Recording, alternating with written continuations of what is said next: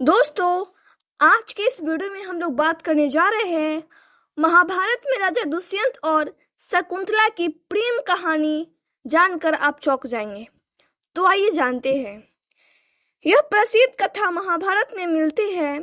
पुरुवंश के राजा दुष्यंत और शकुंतला के पुत्र भरत की गणना महाभारत में वर्णित 16 सर्वश्रेष्ठ राजाओं में होती है।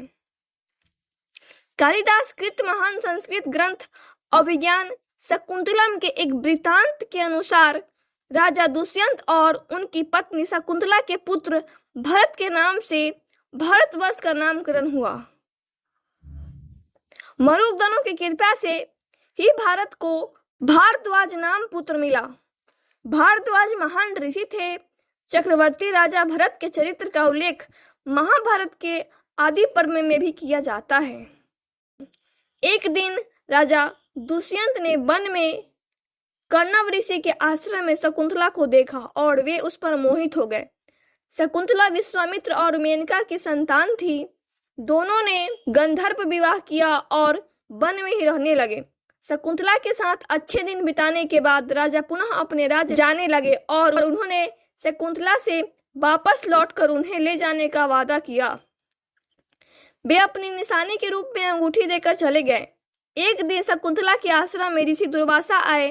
शकुंतला ने उनका उचित सत्कार नहीं किया तो उन्होंने शाप दे दिया कि जा, तू जिसे भी याद कर रही है वो तुझे भूल जाएगा।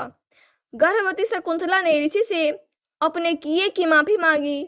ऋषि का दिल पिघल गया। उन्होंने कहा कि कोई निशानी तुम उसे बताओगी तो उसे याद आ जाएगा।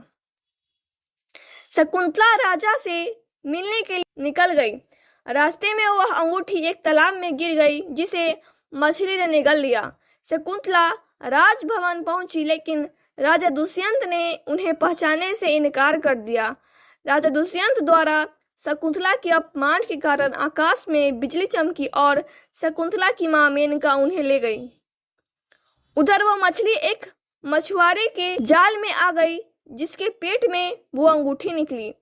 मछुआरे ने वो उस अंगूठी को कीमती समझकर राजा दुष्यंत को भेंट दे दी।